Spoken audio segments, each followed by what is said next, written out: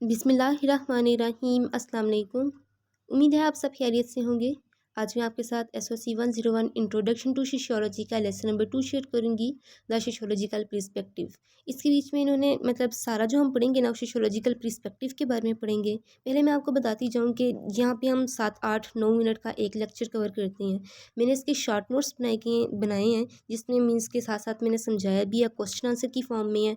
देखें अक्सर बीच में स्टूडेंट्स कमेंट करते हैं कि मैम ये तो 1 साल पुरानी वीडियो, क्या अभी भी इसके अंदर से क्वेश्चंस आएंगे इस साल भी? तो देखिए अगर आपका सिलेबस वही है और बुक भी यही है तो फिर मीन्स के आएगा तो इसी के अंदर से ना। मैंने ऑनेस्टली स्पीकिंग के एक इम्पोर्टेंट पॉइंट भी नहीं छोड़ा जो कि आपके पेपर पॉइंट से इम्पोर्टेंट हो। तो मेरी आपको फेयर एडवाइस यही है कि काइंडली इसको एक बार लाजमी पढ़ लीजिएगा, आपका कॉन्सेप्ट वहीं से क्लियर हो जाएगा। ये बहुत आसान सा सब्जेक्ट है।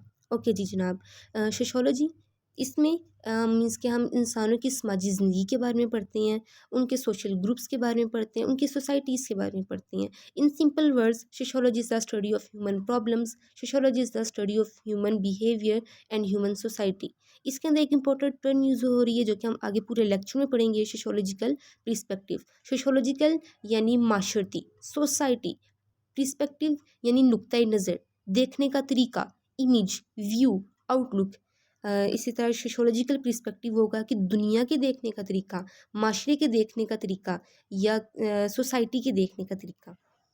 नीचे आते हैं, यहाँ पे इन्होंने जो हाईलाइटेड की है कि जो एक सोसाइटी है, सोशल वर्ड, वही हमें बताती है कि हमने कैसे अपनी ज़िंदगी गुजारनी है, हमारे एक्शंस क्या होने चाहिए। बिल्कुल इसी तरह जैसे एक मौसम अपना तासुर छोड़ता है हमारी एक्टिविटीज़ पे, हमारी क्लोथिंग पे, हमारी ड्रेसिंग पे। आगे इन्होंने पर्सपेक्टिव के बारे में बताया है कि perspective means view, outlook, approach, imagination यानी इमेज, दुनिया के देखने का तरीका, सोसाइटी के देखने का तरीका। सोशियोलॉजिकल पर्सपेक्टिव सेम वही मतलब कि ये हमारे हम ह्यूमन बींग्स के बिहेवियर पर असरअंदाज होती है। जो हमारा माशरा है, जो हमारा बिहेवियर होगा उसमें हमारे माशरे का, हमारी सोसाइटी का एक बहुत अहम रोल होगा। बीच में एक इम्पोर्टेंट टर्म यूज़ हो रही है सोसाइटी की। सोसाइटी जहाँ पे लोग रहते हैं, इंसानों का वो ग्रोह जहाँ पे रहते वो अपना कल्चर और अपनी सकाफत, अपना इलाका शेयर करते हैं। फॉर एग्ज़ाम्पल कि बरसगीर में जब मुसलमान और हिंदू इकट्ठे रहते थे तो हिंदुओं का कल्चर मुसलमानों के साथ मिला, बेशक वो फैशन के तौर पे हो या ऐसे ही पीछे से मिलता हुआ आया हो। यहाँ पे हम वेडिंग की, शादी की एग्जांपल ले लेते हैं। इन सिंपल वर्ड्स, जिस जगह पे, जिस इलाके में, जिस एनवायरनमेंट में हम रहते हैं, जहाँ पे हम दूसरों के साथ अपना कल्चर शेयर करते हैं, अपनी रवायात शेयर करते हैं, उसको जगह को हम कहते हैं सोसाइटी। सोसाइटी अभी ह्यूमन बीइंग के लिए क्यों ज़रूरी है? देखें, नंबर 1 है सर्वाइवल, ज़िंदा रहने के लिए, जीने के लिए। नंबर 2 है नर्ट्रेंस यानी परवरिश के लिए। ये जो नीचे वाला पैराग्राफ है इसमें बता रहा है कि जो बच्चा है पैदाइश के वक़्त ज़ाहिर सी बात है वो हेल्पलेस होता है। उसे किसी मतलब बड़े की ज़रूरत होती है। परवरिश के लिए पेरेंट्स की ज़रूरत होती है। पेरेंट्स ही उसको चलना सिखाते हैं, बोलना सिखाते हैं। सोसाइटी की तरफ देखकर ही वो मीन्स रंग उस अपना इख्तियार करता है कि मीन्स बोलना चालना सीखता है। अब ज़ाहिर सी बात है हमारे इलाके में कोई अंग्रेज़ तो नहीं ना बोलने वाला पैदा होगा। जो हम ज़ुबान बोलेंगे तो वही ज़ुबान वो बच्चा भी बोलेगा जो कि हमारी सोसाइटी उसको बताएगी। यहाँ पे अगर आप 4th लास्ट लाइन में देखें तो यहाँ पे उसने एग्जांपल दी है, एना, इज़ाबेला और जीनन। ये 3 बच्चे, इनको सोसाइटी से अलग रखा गया एक सोशल एक्सपेरिमेंट के लिए। कुछ अर्से बाद जब उनको देखा गया तो वो एक नॉर्मल ह्यूमन बीइंग की तरह नहीं थे। देखें, सोसाइटी एक फ़र्द को एक शेप देती है, जीने का तरीका बताती है, ह्यूमन बीइंग से सोशल बीइंग बनाती है। तो वो बिल्कुल नॉर्मल बच्चों की तरह नहीं थे। Seeing the general in the particular, ये टर्म हमें दी थी पीटर बर्गर ने 1963 में। और यहाँ पे देखें, एक जो फ़र्द है उसके यूनिक एट्रीब्यूट्स हैं, यूनिक करैक्टरिस्टिक्स हैं। जो सोसाइटी है वो अपने अंदर रहने वाले लोगों को, अपने अंदर रहने वाले मेंबर्स को एक शेप देती है, रहने का तरीका देती है, ज़िंदा रहने का वजह बताती है। यूएसए में जो लोग हैं वो एक लव मैरिज को ज़्यादा एक्सपेक्ट करते हैं as compare to Pakistan. Pakistan में लव मैरिज को बहुत कम जगह पे देखा जाता है। अब देखें जिसका डिफरेंट लोगों की ज़िंदगी के डिफरेंट हिस्सों में डिफरेंट मतलब रिस्पॉन्सिबिलिटीज़ होती हैं। देखें, children as compare to adult, children dependent होता है जबकि एडल्ट वो रिस्पॉन्सिबल होते हैं। Women as compare to man, women dependent होती है, मैन इंडिपेंडेंट होता है। Rich as compare to poor, फिर ये नीचे आ जाएँ, age is a social constructor, पहले मैं ऊपर भी डिस्कस कर चुकी हूँ, लेकिन अब नीचे आ जाएँ तो यहाँ पे जो सोशल पर्सपेक्टिव है इसने डिफरेंट आगे से इसकी मीन्स के सेट बना दिए हैं, स्टेजेस कर दिए, कैटेगरीज बना दी हैं इंसान की ज़िंदगी के। मीन्स के पहले चाइल्डहुड होती है, फिर एडोलेंस आती है, फिर अर्ली एडल्टहुड होती है, फिर लेट एडल्टहुड होती है, फिर ओल्ड एज आ जाती है। तो मीन्स डिफरेंट लाइफ की हिस्सों में डिफरेंट इंसान की रिस्पॉन्सिबिलिटीज़ होती हैं, डिफरेंट रोल्स होती हैं। वही एग्जांपल लूँगी कि बचपन में जो पैदाइश के वक्त बच्चा होता है, छोटा बच्चा, वो बड़ों पे डिपेंडेंट होता है, ठीक है। और जो एडल्ट होता है वो रिस्पॉन्सिबल होता है, बल्कि वो अपने साथ साथ अपने बुज़ुर्गों का भी ख्याल रखता है। इसी तरह नीचे आ जाएँ तो यहाँ पे बात की है कि एक सेम सोसाइटी के बीच में डिफरेंट सोशल क्लास के लोग रहते हैं, जिनके रहने का तरीका डिफरेंट होता है। मीन्स के एक अपर क्लास के लोग हैं, एक लोअर क्लास के लोग हैं। लोअर क्लास का बच्चा जल्दी बड़ा हो जाता है, मैच्योर हो जाता है ज़हनी तौर पे, और फिर उसे अपने क्योंकि घर के हालात की समझ आ गई होती है, तो वो अर्ली एज में ही काम पे लग जाता है, अच्छे रोज़गार की तलाश में, बेशक उसको लो इनकम ही क्यों ना मिल रही हो।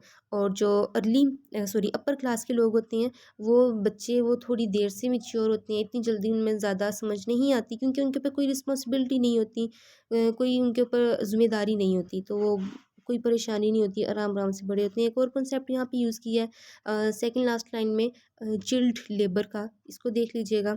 आगे से इंपॉर्टेंट क्वेश्चन है, gender is also a social construction. देखें, सोशल समाजी कंस्ट्रक्शन यानी कंस्ट्रक्ट करना, तमीर करना, बिल्ड करना, बनाना। अब जेंडर की दो कैटेगरीज हैं हमारे माशरे में, मेल और फीमेल, दोनों की अलग अलग रिस्पॉन्सिबिलिटीज़ हैं, रोल्स हैं, एडवांटेजेस हैं, अपॉर्चुनिटीज़ हैं, ड्यूटीज़ हैं, जो कि हमें हमारा माशरा बताता है कि मेल को क्या करना है, फीमेल को क्या करना है। मेल को बाहर जाना है, जाके जॉब करनी है और घर लेकर आना है। अगर फीमेल भी जॉब करती है तो लेकिन साथ साथ उसको घर को भी देखना होता है, बेशक जितना मर्जी वो अच्छा काम कर ले, जॉब कर ले, लेकिन साथ में उसको आके लाजमी घर पे भी अपनी तवज्जो देनी पड़ती है। Okay, next, society effects what we do, या माशरा असरअंदाज होता है कि जो भी हम काम कर रहे हैं। अब देख लें तरक्की याफ्ता मुल्कों में भी, जो यूएस है, वहाँ पे जो बच्चे हैं, एक फैमिली के बीच में दो मतलब परवरिश पाते हैं। पाकिस्तान में चार, इंडिया में तीन बच्चे हर फैमिली में होते हैं। साउथ अफ्रीका में एवरेज बात की जा रही है, ठीक है, कि एवरेज वूमन के पास हाँ कितने बच्चे परवरिश पाते हैं। साउथ अफ्रीका में 4, सऊदी अरेबिया में 6, नाइजीरिया में 7। अब देखिए, नाइजीरिया इतना तरक्की याफ्ता मुल्क नहीं है और इतना पढ़ा लिखी कंट्री नहीं है, तो इस वजह से उसमें ज़्यादा ऐसा रेट है as compare to Saudi Arabia as compare to South Africa, and South Africa as compare to India. और फिर अगर नीचे आ जाएँ तो यहाँ पे इमालदुल हकीम ने एक बात की है कि social difference are at the work even in the apparently isolate case of self destruction. Important नहीं है इतना, अप्लाइंग द सोशोलॉजिकल पर्सपेक्टिव, कि ये हमें एक डेफिनेशन यहाँ पे दी है, ये कॉन्सेप्ट है, सी राइट मिल्स ने दिया है, जिसको हम सोशोलॉजिकल इमेजिनेशन कहते हैं, कि लोगों का जो ये लोगों को अपनी ज़िंदगी को बड़ी समाजी क़ुव्वतों के हवाले से समझने की सलाहियत पैदा करनी चाहिए। अब नीचे इसके बेनिफिट्स पे आ जाएँ तो जस्ट ये जो हाईलाइट हुआ है यही कर लें। 4 इसके बेनिफिट्स हैं। पहले में ये कि सोशियोलॉजिकल पर्सपेक्टिव हमारी हेल्प करता है सोसाइटी के सच को जानने के लिए, हमारी कम्युनिटी के, हमारे मतलब देखिए, हर बात बोल कर नहीं बताई जाती। इंसान की कॉमन सेंस वो चीज़ है कि जो अगला बंदा परफॉर्म कर रहा है, जो एक्शन से बता रहा है, वो चीज़ पता चल जाए। मीन्स के gender difference, authentic difference, wrestle difference, social class difference, ये चीज़ें बताई नहीं जाती, बल्कि इंसान को खुद वक्त के साथ साथ समझ आ जाती हैं। सेकंड में कह रहा है कि सोशियोलॉजिकल पर्सपेक्टिव इन दोनों चीज़ों को प्रोमोट करता है। मीन्स के फर्स्ट पे कि जो चीज़ हमें पसंद है, नहीं पसंद, ये हमारे तक है, लेकिन कैसे हम अपने गोल को एफिशिएंटली अचीव करते हैं, ये बहुत ज़रूरी है। ये भी इन दोनों चीज़ों को ये प्रोमोट करता है। थर्ड पे कह रहा है कि हम कैसे सोसाइटी का एक एक्टिव मेंबर बन सकते हैं, सोसाइटी में कैसे पार्टिसिपेट कर सकते हैं, सोशियोलॉजिकल पर्सपेक्टिव हमारी इसमें हेल्प करता है। लास्ट में कह रहा है कि जो लोग कैसे हैं हमारे माशरे में, सोशियोलॉजिकल पर्सपेक्टिव इसमें हमारी मदद करता है उनको जानने में। और जो हमारी ज़िंदगी में चैलेंजेस आते हैं, इस डाइवर्स यानी मतनों जो दुनिया है, इसके बीच में जो चैलेंजेस आते हैं, उनसे हमें कैसे निपटना है, ये सब कुछ हमें सोसाइटी ही सिखाती है। जस्ट ये आज का लेक्चर था, मुझे उम्मीद है आपके लिए हेल्पफुल रहा होगा।